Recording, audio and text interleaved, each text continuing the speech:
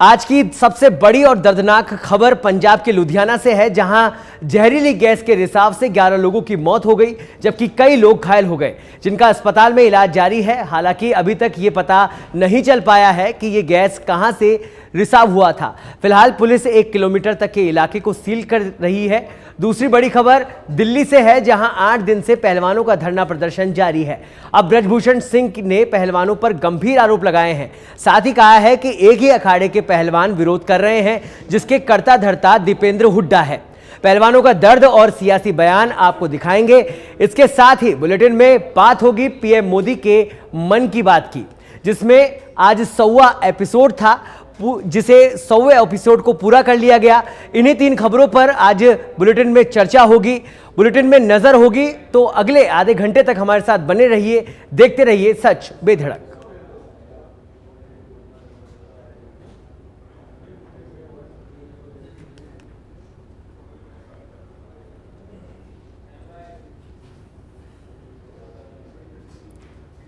तो शुरुआत करते हैं पहली बड़ी खबर से। पंजाब के लुधियाना से एक खबर है, जहां पर पंजाब के लुधियाना में गैस रिसाव होने से अब तक 11 लोगों की मौत हो गई है, जबकि कई लोग बेसुध हैं, जिनका अस्पताल में इलाज जारी है। वहीं सूचना के बाद मौके पर एनडीआरएफ के जवान पहुंच गए हैं।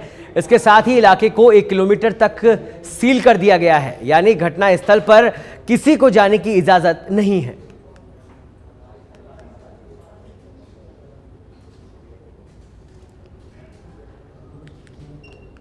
तो पहली बड़ी खबर पंजाब के लुधियाना से, जहां पर जहरीली गैस के रिसाव के बाद 11 लोगों की मौत हो गई है। इन मौतों का जिम्मेदार कौन है, यह एक बड़ा सवाल है। और साथ ही अभी कई लोग ऐसे हैं जो बेसुध हैं, जिनका अस्पताल में इलाज जारी है। सूचना के बाद एनडीआरएफ के जवान वहां पर पहुंच गए हैं। इसके साथ ही इलाके को 1 किलोमीटर तक सील कर दिया गया है, यानी घटना स्थल पर किसी को जाने की अभी इजाजत नहीं है। फिलहाल कारणों का पता नहीं चल पाया है, लेकिन यह बड़ी घटना घटित हुई है, बहुत दर्दनाक हादसा। यह ग्यासपुरा की घटना है पंजाब में, जहां पर गैस लीक होने के बाद 11 लोगों की मौत हो गई है। कई लोग घायल हैं, जो बेसुध हैं, और इस समय अस्पताल में उनका इलाज जारी है।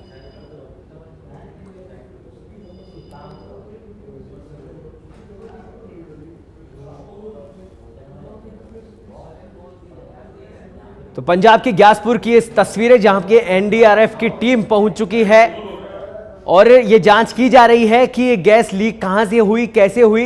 फिलहाल 1 किलोमीटर तक का जो एरिया है पूरा सील कर दिया गया है, किसी को जाने की इजाजत वहां पर नहीं है। एक बड़ा दर्दनाक हादसा जो कि पंजाब के ग्यासपुरा में हुआ, जहां पर गैस लीक होने के बाद 11 लोगों की मौत हो गई। और फिलहाल जो लोग घायल हैं, जो लोग बेसुध हैं, उनका अस्पताल में इलाज जारी है।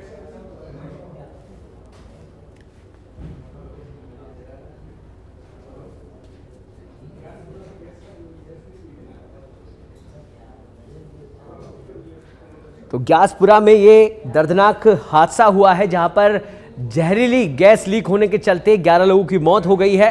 फिलहाल प्रशासन पूरी मुस्तैदगी के साथ इस जांच में जुटा हुआ है कि आखिर गैस लीक कैसे हुई।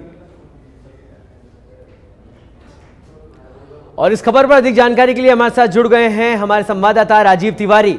राजीव, पंजाब में एक बहुत दर्दनाक हादसा हुआ है, जहां पर जहरीली गैस रिसाव के बाद 11 लोगों की मौत हो गई है। फिलहाल क्या कुछ अपडेट है इस पर?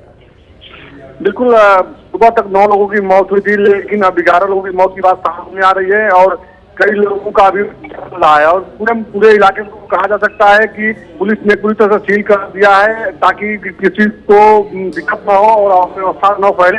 और एनडीआरएफ की पहुंची हुई है, बचाव कार्य लगातार जारी है। जो गैस रिसाव हुआ है, जो गैस लीक हुआ है, क्योंकि भारी आबादी है और यहाँ से लोगों को जैसे तैसे करके निकाला जा रहा है, ताकि किसी और को नुकसान न पहुंच सके। तो पूरे स्थिति को नियंत्रण करने में कहा जा सकता है एनडीआरएफ और पंजाब पुलिस की टीम जुटी हुई है। मुख्यमंत्री भगवंत मान लगातार अपडेट दे रहे हैं, 1 मिनट की रिपोर्ट दे रहे हैं कि कैसे स्थिति बिगड़ी और अब दूसरा प्रभावित हो, इसको लेकर पूरी तरह से अलर्ट किया गया है। जी, ऐसे में राजीव, ये जो ग्यासपुरा का इलाका बताया जा रहा है, जहां पर ये जहरीली गैस का रिसाव हुआ, ये किस तरह का इलाका है? क्या ये रिहायशी इलाका है? बिल्कुल है, रिहायशी इलाका है और यहाँ पे बड़ी आबादी रहती है। तो यही जो लोग इसके पुलिस के प्रभाव में आ गए और जो प्रभाव में आए लगातार उनकी मौत हो गई और बहुत से लोगों का उपचार चल भी रहा है जो प्रभावित हुए हैं। घनी आबादी यहाँ पे बताया जा रहा है और लगातार एनडीआरएफ की टीम जो है बचाव कार्य में जुटी हुई है और पंजाब पुलिस की टीम यहाँ पे पहुंची सबसे पहले और लगातार लोगों को बचाने में लगी हुई है। जो भी लोग यहाँ पे जा रहे हैं मास्क लगा करके जा रहे हैं और बचाव करते हुए जा रहे हैं। फिलहाल जो छोटे बच्चे हैं उम्रदराज लोग हैं उनको सुरक्षित स्थान पर पहुंचाया जा रहा है और गैस कैसे लीक हुई तमाम चीजों के हर पहलू पे जांच किया जा रहा है। हालांकि टेक्निक तो कई तरह के आ रहे हैं लेकिन लोग यहाँ पे पुलिस के अधिकारी हैं एनडीआरएफ के जो अधिकारी हैं उनका कहना है कि जब तक सही जानकारी नहीं मिल जाती तब तक उचित स्टेटमेंट देना ठीक नहीं है। फिलहाल पहली प्राथमिकता है कि लोगों को बचाया जा सके, लोगों को यहाँ से दूर सुरक्षित स्थान पर शिफ्ट करना महत्वपूर्ण कार्य है और इसी में जो है हमारी टीम राजीव ऐसे में ये गैस लीक किस तरह से हुई और क्या कारण है? अभी भी ये गैस लीक चल रही है या ये रुक चुकी है? नहीं, गैस लीक जो हुई थी वो रुक गई है लेकिन उसका प्रभाव अभी कहा जा सकता है हवाओं में है और हवाओं में है तो लगातार और लोग प्रभावित न हो इसके लिए लोगों को अलर्ट भी किया गया है। जहाँ तक हो सके लोगों को मैसेज किया गया है कि लोग जो घरों से बाहर निकल रहे हैं वो मास्क लगाकर निकले और जो लोग घर में है वो भी अपना बचाव करें। जो जरूरी कार्य है सभी लोग बाहर निकले। कभी अगर जहाँ पे ज्यादा अधिक मात्रा हवा में होगा वहाँ प्रभावित हो सकते हैं, तबीयत खराब हो सकती है, जल भी जा सकती है। जैसा कि अभी 18 लोगों की मौत हो चुकी है तो ऐसे में अलर्ट मोड सबको रखा गया है और लोगों को बताया गया है कि जब जरूरी हो लोग घर से बाहर निकले नहीं तो अपना बचाव स्वयं करें और जो लोग बाहर निकल रहे हैं मास्क लगा के जो बहुत जरूरी कार्य हो तभी घर से बाहर निकले। लगातार इस चीजों का पता किया जा रहा है कि जो गैस रिसाव हुआ है या कैसे हुआ है, कहाँ पे क्या फाइट हुआ है जिसकी वजह से गैस रिसाव हुआ है। अभी इस पर आधिकारिक बयान नहीं दिया है, चीजों का पता किया जा रहा है और उसके बाद ही एनडीआरएफ टीम जो यहाँ पहुंची है अधिकारी उनका कहना है कि जब चीजों को करने बाद ही जो है तो स्टेटमेंट दिया जाएगा। अभी लोगों को बचाया जा सके। जी ऐसे में राजीव वो जो लोग जो अभी बेसुध है या इनका जिनका इलाज चल रहा है उनकी क्या कुछ स्थिति है?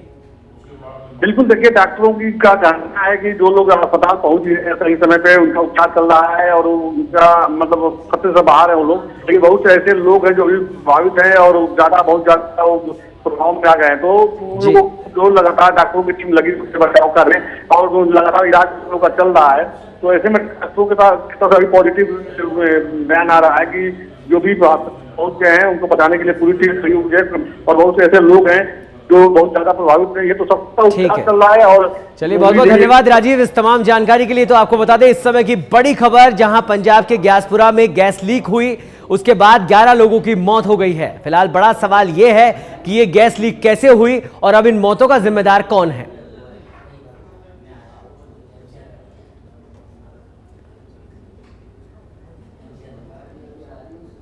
दिल्ली में पहलवानों का धरना 8वें दिन भी जारी है। वहीं धरने पर राजनीति भी तेज हो गई है।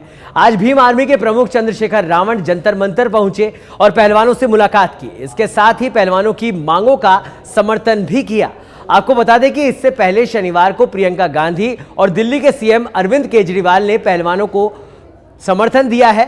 तो वहीं दूसरी ओर कुश्ती संघ के अध्यक्ष ब्रजभूषण सिंह के खिलाफ एफआईआर दर्ज होने के बाद पहलवानों को सुरक्षा दी गई है।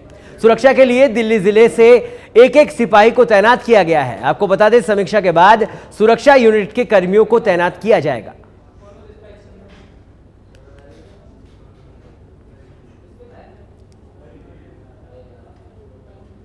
तो ब्रजभूषण सिंह की एफआईआर के बाद अब खिलाड़ियों को सुरक्षा दी गई है।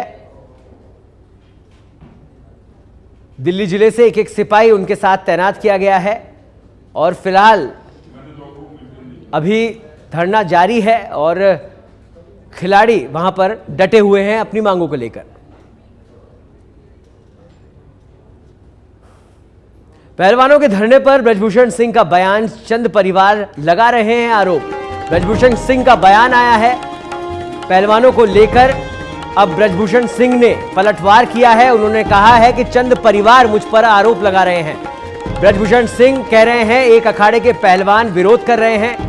साथ ही ब्रजभूषण सिंह ने कहा महादेव रेसलिंग एकेडमी के कर्ता धर्ता दीपेंद्र हुड्डा है, जंतर मंतर से इंसाफ नहीं मिलता। ब्रजभूषण सिंह का कहना है हमें कोर्ट पर भरोसा है। तो ये तमाम बयान अब ब्रजभूषण सिंह ने दिए हैं। एफआईआर दर्ज होने के बाद उन्होंने कहा है कि एक ही अखाड़े के रेसलर्स पहलवान मुझ पर आरोप लगा रहे हैं, जंतर मंतर से ये इंसाफ नहीं मिलता, हमें कोर्ट पर भरोसा है।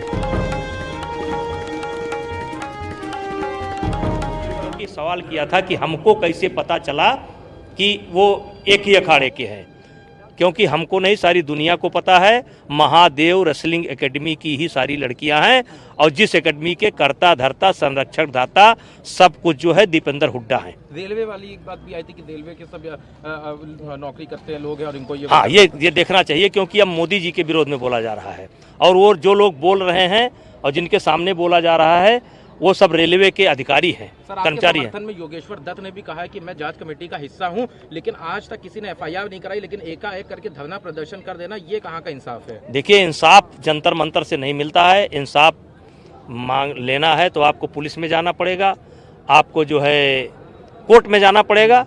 आज तक ये गए नहीं, गाली पर गाली दे रहे हैं, अब कोर्ट पर गए हैं और कोर्ट जो करेगा उस फैसले को हम लोग मानेंगे। विपक्ष वहां पे आरोप लगा रहा है। तो इस पूरे मामले में अब सियासत गर्माती जा रही है, और इस खबर पर अधिक जानकारी के लिए हमारे साथ जुड़ गए हमारे संवाददाता राजीव तिवारी। राजीव, एक के बाद एक बड़े नेता वहां पर पहुंच रहे हैं, पहलवानों का धरना प्रदर्शन जारी है। ऐसे में अब सामने से भी पलटवार हुआ है, बयान आया है कि एक ही अखाड़े के परिवार इस तरह का माहौल बना रहे हैं, बिगाड़ने की कोशिश कर रहे हैं, और जो फैसला है वो कोर्ट करेगी, जंतर मंतर से फैसले नहीं होंगे। फिलहाल क्या कुछ अपडेट है इस पूरे मामले पर? बिल्कुल, अगर देखा जाए तो अभी तक ये था कि ये महिला रेसलर जो पीड़ित हैं उनके तरफ से जो आरोप लगाया है गया है ब्रिजभूषण सिंह के ऊपर, तो इसकी जांच होनी चाहिए, एफआईआर दर्ज होना चाहिए।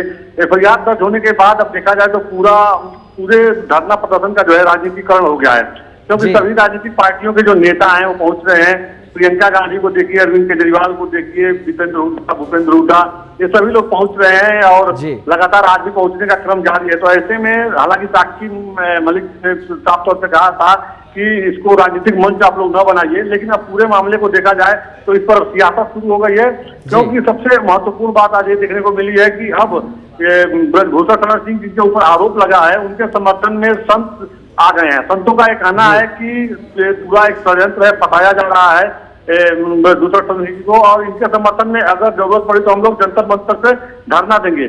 तो यह एक चेतावनी है। तो आने वाले समय में यह बड़ा मुद्दा बन सकता है, क्योंकि उत्तर प्रदेश से जुड़ा हुआ मुद्दा है, और उत्तर प्रदेश के भी कई राजनीतिक दलों के जो नेता हैं वो बयान दे रहे हैं इसको लेकर के और अपना समर्थन दे रहे हैं। तो जो समर्थन की बात अभी तक ये थी कि एक भावनात्मक लगाव था, लेकिन अब जिस तरह से आरोप प्रत्यारोप का दौर शुरू हो गया है, तो अब कहा जा सकता है कि यह एक राजनीतिक मुद्दा बन गया है, क्योंकि अभी थोड़ी देर पहले ब्रिजभूषण सिंह का जो बयान आया है, उन्होंने कहा कि अगर प्रियंका गांधी चाहे तो हमारे जो समर्थन दे रही है तो हमारे सामने चुनाव लड़ लें तो हम उनको चुनाव हरा सकते हैं। तो एक दूसरे के ऊपर चुनाव हराने की, जिताने की बात आ गई है, तो कहा जा सकता है कि अब इसका सियासीकरण हो गया है। फिलहाल पूरा मामला कोर्ट में भी है और पुलिस इसकी जांच कर रही है। तो जो धरने पे बैठे आज 8वां दिन हो गया है। जो महिला रेसलर हैं, जिन लोगों ने आरोप लगाया है, उनका आज 8वां दिन है, जंतर मंतर पे धरने पे बैठे हैं। इन लोगों का कहना है कि जब तक बिल्कुल पहलवानों का अखाड़ा अब राजनीति का अखाड़ा बनता जा रहा है। ऐसे में भीम आर्मी के प्रमुख चंद्रशेखर रावण भी पहलवानों से मिले, क्या कुछ वार्ता रही, क्या कुछ बातचीत रही उनसे? बिल्कुल, थोड़ी देर पहले ही चंद्रशेखर वहां पे पहुंचे थे और चंद्रशेखर ने भी अपना समर्थन दिया है, और उन्होंने भी कहा है कि बेटियों को, बहनों को हम न्याय दिलाएंगे और जो कोई जमीन के साथ संघर्ष में खड़ा रहेंगे। तो यही बात अरविंद केजरीवाल भी कर रहे हैं, यही बात प्रियंका गांधी कर रही हैं, और दीपेंद्र हुड्डा ने भी यही कहा। तो संघर्ष में सभी लोग समर्थन दे रहे हैं और साथ खड़ा रहने की बात कर रहे हैं। और यही वजह है कि अब भारतीय जनता पार्टी के देखिए जो बड़े नेता हैं, या केंद्रीय मंत्री अनुराग ठाकुर जो कि खेल मंत्री है, उनका कोई इसमें बयान नहीं आ रहा है, ना बीजेपी के किसी बड़े नेता का बयान आ रहा है, क्योंकि अब इस पूरे मामले में संत समाज बचाव में उतर गया है ब्रिजभूषण सिंह के। तो कहा जा सकता है कि आने वाले समय में देखिए राजस्थान में चुनाव है, मध्य प्रदेश, छत्तीसगढ़ में चुनाव है, तो इसको जो है इस पूरे मामले को जो है भुनाने के लिए भारतीय जनता पार्टी रणनीति में भी जुट गई होगी, क्योंकि बीजेपी का कहना है कि ब्रिजभूषण सिंह के ऊपर जो आरोप लग रहा है तो इसकी जांच होनी चाहिए, न कि जंतर मंतर पर धरना देना चाहिए और राजनेताओं को जाकर के इसमें इस तरह का बयान देना चाहिए। बिल्कुल राजीव, ऐसे में जब सुप्रीम कोर्ट ने कहा और एफआईआर भी दर्ज हो गई, और उसके बाद जो सुरक्षा अभी खिलाड़ियों को देनी थी उसकी क्या कुछ स्थिति है, वो किस तरह से दी जा रही है? बिल्कुल, देखिए पूरे मामले में एफआईआर दर्ज हो गया है और सभी 7 जो महिला खिलाड़ी पहलवान है इनको सुरक्षा दे दिया गया है। दिल्ली पुलिस के एक कांस्टेबल सभी लोगों के साथ रहेंगे, सुरक्षा व्यवस्था को लेकर चाक चौकन्ने रहेंगे लोग। और इस पूरे मामले में अब यह कहना है, आज 8वां दिन में जो धरने पे जो पहलवान बैठे हैं, इनका सीधे तौर पर कहना है कि बृजभूषण शरण सिंह को उनके पद से हटाया जाए, कुर्सी संघ के अध्यक्ष के पद से हटाया जाए, इनको जेल में डाला जाए, और जब तक इनको जेल में नहीं डाला जाएगा तब तक हम लोग घर वापस नहीं जाएंगे, धरना जारी रहेगा। अभी तक इन लोगों का ये मांग था कि बृजभूषण शरण सिंह के खिलाफ जो है FIR दिल्ली पुलिस नहीं कर रही है, तो ये लोग कोर्ट गए, सुप्रीम कोर्ट गए, सुप्रीम कोर्ट के आदेश के बाद FIR दर्ज हुआ, जांच कमेटी बैठ गई है, लेकिन अब इनका और डिमांड बढ़ गया है। यही वजह है कि बृजभूषण शरण सिंह का भी कहना है कि महिला पहलवान जो है इनका लगातार स्टेटमेंट बदल रहा है, आरोप लगातार लोग बदल रहे हैं और अपना डिमांड बढ़ा रहे हैं। हम कोर्ट के आदेश का सम्मान करते हैं, पुलिस जो जांच करेगी उसमें हम सहयोग करेंगे। मेरे ऊपर जो आरोप लगा है वो निराधार है, कोई इसका आधार नहीं है। बिल्कुल राजीव, अब ये तो पूरी जांच ही बताएगी कि आखिर सही कौन है और गलत कौन है। फिलहाल जिस तरह का माहौल अभी बनता दिख रहा है वो कहीं ना कहीं राजनीतिकरण पूरे मामले का होता जा रहा है। बहुत बहुत धन्यवाद राजीव इस तमाम जानकारी के लिए। प्रधानमंत्री नरेंद्र मोदी ने मन की बात कार्यक्रम के 100वें एपिसोड को संबोधित किया। प्रधानमंत्री ने कहा कि मन की बात कार्यक्रम नहीं, यह मेरे लिए आस्था, पूजा और व्रत है। जैसे लोग ईश्वर की पूजा कर जाते हैं तो प्रसाद की थाल लाते हैं, मन की बात ईश्वर रूपी जनता जनार्दन के चरणों में प्रसाद की थाल जैसे है। आपको बता दें कि एपिसोड का टीवी चैनलों, निजी रेडियो स्टेशनों और सामुदायिक रेडियो सहित 1000 से अधिक प्लेटफॉर्म पर ब्रॉडकास्ट किया गया। अब आपको दिखाते हैं देश में मन की बात को सुनने वाले नेता और कार्यकर्ताओं की तस्वीरें। तो ये सारी वो तस्वीरें हैं आज मन की बात का 100वां एपिसोड जिसका प्रसारण हुआ पूरे देश भर में। हर एक ने ज़्यादातर इसका प्रसारण देखा, पूरी तरह से तैयारी की भारतीय जनता पार्टी ने। और ये सारी तस्वीरें जहां पर अमित शाह गृह मंत्री सभी कार्यकर्ताओं के साथ बैठे हुए हैं, पहली तस्वीर। दूसरी तस्वीर में वित्त मंत्री निर्मला सीतारमण, वहीं केंद्रीय मंत्री नितिन गडकरी, बीजेपी अध्यक्ष JP Nadda, CM Uttar Pradesh Yogi Adityanath, CM Gujarat Bhupendra Patel, CM MP Shivraj Singh Chouhan, CM Uttarakhand Pushkar Singh Dhami. तमाम ये वो बड़े चेहरे, बड़े लोग, बड़े नेता भारतीय जनता पार्टी के जो पूरे दल बल के साथ, कार्यकर्ताओं के साथ, आम जनता के साथ आज मन की बात के 100वें एपिसोड को सुनने के लिए एक साथ बैठे। और इस मौके पर प्रधानमंत्री ने अपने वो सारे क्षण जो अब तक एपिसोड किए उनको साझा किया। ऐसे क्षण जिनमें वो भावुक हुए जनता से जुड़ने के बाद, उनको उन्होंने साझा किया और ऐसे लोगों से बातचीत की जिनसे उनका संवाद रहा मन की बात के दौरान, और उन लोगों को काफ़ी कुछ अपनी निजी जिंदगी के अंदर उसके फायदे भी मिले। तो ये वो तस्वीरें हैं जो आज देखी गई। मन की बात का आज 100वां एपिसोड था जिसका प्रसारण पूरे देश में हुआ, पूरी तैयारी की गई इस प्रसारण को सुनने के लिए। तमाम निजी और सरकारी इलेक्ट्रॉनिक मीडिया के माध्यम से आज मन की बात के का 100वां एपिसोड प्रसारित किया गया।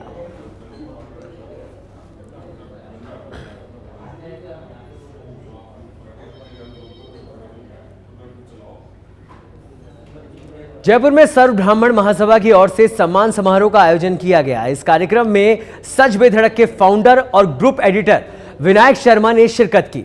इसके साथ ही कार्यक्रम में सांसद रामचरण बोहरा, विधायक सूर्यकांत व्यास भी मौजूद रहे। वहीं कार्यक्रम में सच बेधड़क के फाउंडर विनायक शर्मा को साफा पहनाकर सम्मानित किया गया और पत्रकारिता के क्षेत्र में अच्छा काम करने पर उन्हें बधाई दी गई। आपको बता दें कि इस कार्यक्रम में ब्राह्मण समाज के अच्छे काम करने वाले लोगों को सम्मानित किया गया और उन्हें बधाई भी दी गई।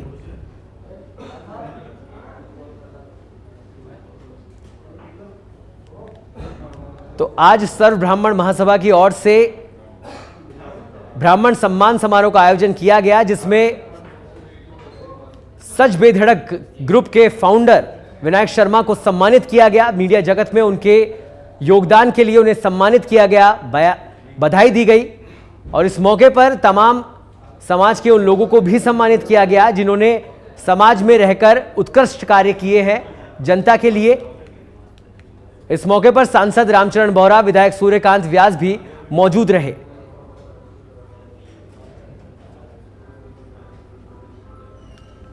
सुगंध बेधड़क के हमारे जो नया इनोवेटिव शुरू किया है, इन्होंने भी सब तो सारे सामूहिक प्रयासों की जरूरत है, चाहे रोजगार की दृष्टि से हो, चाहे शिक्षा की दृष्टि से हो। एक उल्लेख थोड़ा सा मैं करना चाहूंगा खासतौर पर और महेश जी को भी कि कुछ साउथ इंडिया में तेलंगाना में एक 300 करोड़ रुपए की लागत से उद्यमिता फंड का गठन किया। अगर वो ऐसा बड़ा फंड हमारे यहाँ के ब्राह्मणों को मिले तो वो भी अपने स्टार्टअप के साथ में नई रोजगार के अवसर सृजित कर सकते। बिग 3 में फिलहाल इतना ही। देश और दुनिया की तमाम खबरों के लिए आप देखते रहिए सच बेधड़क। नमस्कार।